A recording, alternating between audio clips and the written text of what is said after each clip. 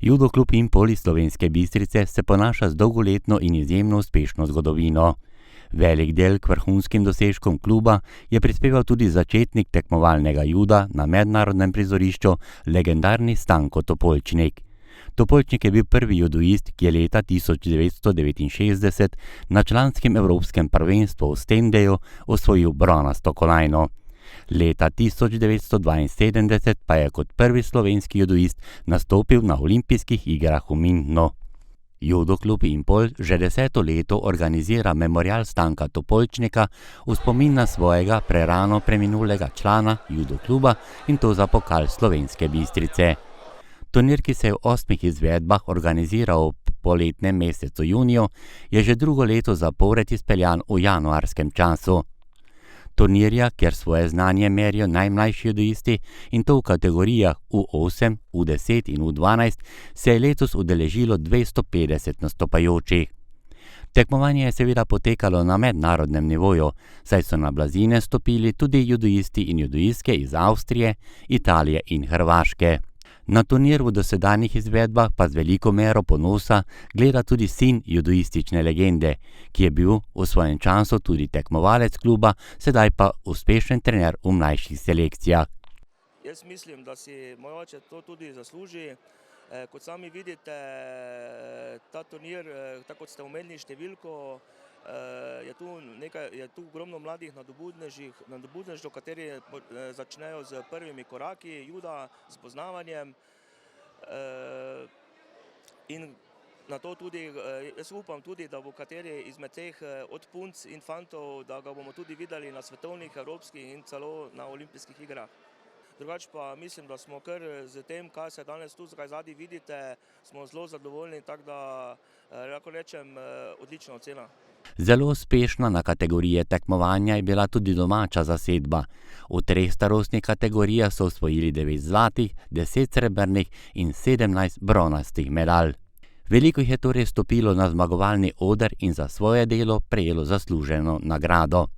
Pa tudi tisti, ki niso bili dobitniki kolajn, so svoj delež prispevali k skupni osvojitvi pokala. Zraven tekmovalnega dela pa je nekatere udeležence čakala tudi naloga pred našo kamero. Poglejmo, kaj so povedali. Ful je bilo treniranje naporno, pa se je tudi splačalo za to, da lahko osvojiš kakšno medaljo na tekmah, bron ali karkoli drugega, pa je vseeno vse ok, tudi če izgubiš, še ni vsega konec. Zelo sem treniral, splača se trenirati za dobre uspehe. Imamo trdne treninge, močne, da bomo bili močni. Pa tudi za to tekmovanje kar dobre želje, misli, da bom bil prvi. Je bilo fajn in dosti treniram in sem se zelo poboljšala od prejšnjega leta.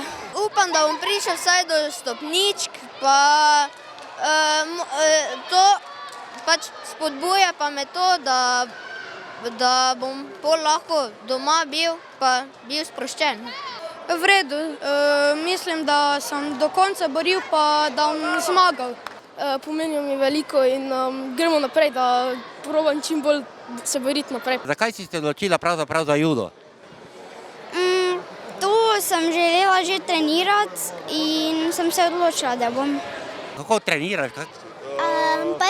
Začnemo vedno z nekimi prevali pa s kolesi, potem pa začnemo se boriti, pa nam učitelj vse razloži.